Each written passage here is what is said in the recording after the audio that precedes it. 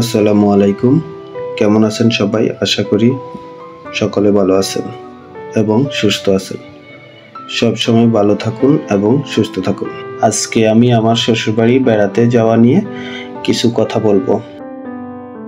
এই হচ্ছে আমার আদরের ছোট শালা, আর ছোট শালার পিঠে চড়ে আমার মেয়ে যাচ্ছে, আমি সহ আমার ওয়াইফ সহ ব্রহ্মপুত্র নদ দেখতে। আমার শ্বশুরবাড়ি থেকে একটু পিছনেই ব্রহ্মপুত্র নদ।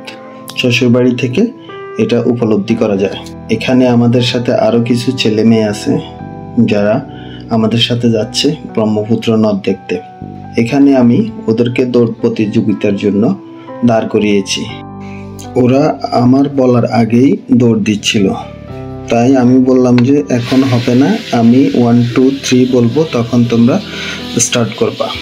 তখনই আমি দাঁড় করিয়ে রেডি হতে বললাম। ওরা সবাই রেডি, আমার বলার অপেক্ষাতে আছে। আমি বললে দৌড় দিবে। 1 2 3 বললাম। এবারে আসুন শ্বশুরবাড়িকে নিয়ে কিছু কথা। একটি মেয়ে কিংবা ছেলে যখন তার শ্বশুরবাড়িতে আসে, তার জন্য এটি সম্পূর্ণ নতুন একটি পরিবেশ। তাই এই পরিবেশে নিজেকে মানিয়ে নিতে হলে কিছু দিক অনুসরণ করতে হবে। এখানে আমার মেয়ে সহ সবাই একটু খেলতেছে বালিতে। ব্রহ্মপুত্র নদ এর আমরা অনেক কাছাকাছি চলে এসেছি। শ্বশুরবাড়িতে সকলের সাথে নিজেকে মানিয়ে নিতে হলে আগে সবার সাথে ভালো করে মিশতে হবে, চিনতে হবে, সবাইকে জানতে হবে। ছেলে কিংবা মেয়ে উভয়ের উদ্দেশ্যে বলতে চাই, শ্বশুরবাড়িকে নিজের বাড়ির মতো ভাবুন। সকলের সাথে মিলেমিশে চলার অভ্যাস করে তুলুন, দেখবেন অর্ধেক সমস্যা সমাধান হয়ে গেছে।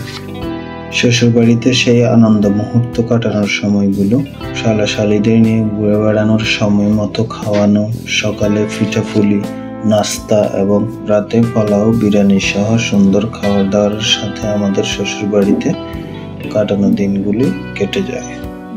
ব্রহ্মপুত্র নদের দিকে এগিয়ে যেতেই আমরা দেখতে পাই কাশফুল। আসলে এক কথা বলতে গেলে শ্বশুরবাড়ির গ্রামের দৃশ্যগুলো অনেক সুন্দর।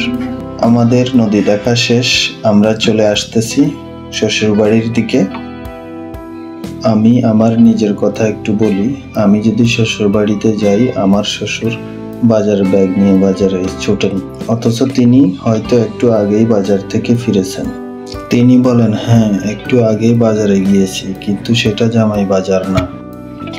আমি এখন আমার শ্বশুরবাড়ির সামনে ধান ভাঙানোর মেশিন আসছে, আমি চেষ্টা করতেছি এটা স্টার্ট করার জন্য, দেখি স্টার্ট করতে পারি কিনা।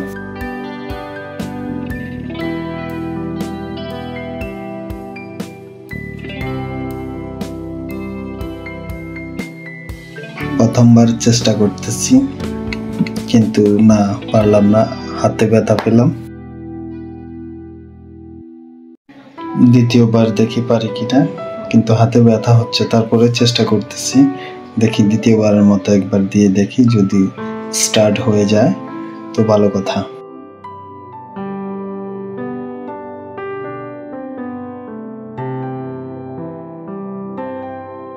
হয়ে গেছে, কিন্তু অনেক কষ্ট হয়েছে।